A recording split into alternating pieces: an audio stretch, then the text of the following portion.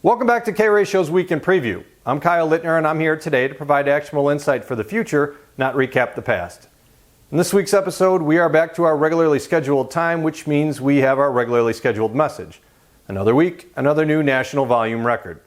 We'll break down what that means to you this week, but first let's take a look at where the freight market currently stands. Setting aside obvious puns about broken records, each week brings us another new high watermark for the freight rally that just won't quit. With the latest outbound tender volume index reading at 15,496, we are now an astonishing 51% higher than this point last year in terms of volume.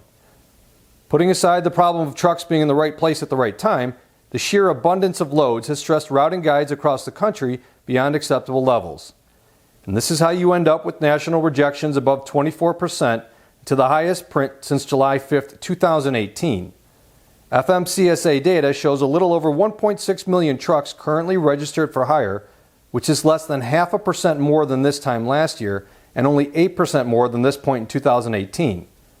All of this to say we have volumes 40 to 50% higher than any other year, but nowhere near the same level of increase in truck capacity. Even if we had unified optimal efficiencies in load planning across the country, we just don't have enough trucks right now. That fact gives us skyrocketing rates for all OTR modes and some head-scratching statistics to go along with them.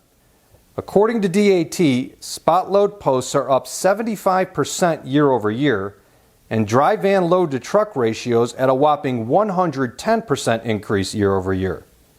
No matter how you want to think about it, this is a serious problem for the industry and one that will simply not go away on its own. Even if we could magically create more truck capacity tomorrow, that wouldn't immediately put an end to rising spot market rates. Markets do not reverse course on a dime. They are a fluid, ever-changing environment with behaviors similar to the people that operate inside of them. Right now, we're on a mission of price discovery, aiming to find out how high is too high before shippers stop shipping. And that takes time because first, consumers would need to curb their appetite for goods before that slows down any sort of shipment volumes. So for now, when a carrier sees a load that she ran last week for 2,800, what do you think she's going to do? Ask for 2,800 again, or perhaps offer 2,900? Maybe she asks for 3,000, and guess what? The person on the other line has no other choice but to take it. And this is how price can continue to move higher without any increase or even a slight decrease in freight volumes. The real problem for the industry is that the longer we remain elevated with spot rates in orange above contract rates in blue, more and more contract loads will go spot before the entire business is given back. With our new favorite chart showing the spread now at a 5-cent inverse, the problem looks to be getting worse, not better. And this creates a compounding snowball effect on spot rates as more contract business flows into the open market for repricing, and that repricing is done with supply and demand levels drastically in carriers' favor. One final thought and chart for you this week. For anyone still clinging to the idea that a freight bull market cannot continue or even exist without the return of manufacturing and industrial production to pre-COVID levels, I invite you to take a look at the following chart of flatbed rates. Despite the fact that spot rates have now exceeded their pre-COVID levels, they're still well below contract, and there's another important thing to note here.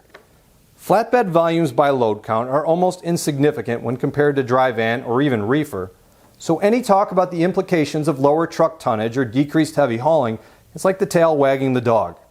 Since trucks can only be in one place at a time, volume measured by load count is all that matters. And if end user demand for whatever is being shipped is so strong that a 53-foot trailer is moving with only 6,000 pounds in it, all the more reason for spot rates to keep on climbing. What does this mean for freight this week? Now, the first and third largest markets by tender volume are LA and neighboring Ontario, and the two combined are more than twice the size of any other market. To put it bluntly, carriers on the West Coast are fully in charge, and with LA reefer cancellations now above 47%, I'm thinking about getting my CDL and making a career change. Brokers, at this point, taking your first option on a load is probably your best choice.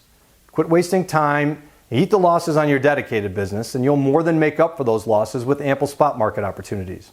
In fact, try pre-booking all of your dedicated freight so you can spend the entire day in the spot market. Shippers, I've started to hear reports of some of you approaching your providers looking for new rates on troublesome lanes. I cannot stress the importance of this enough.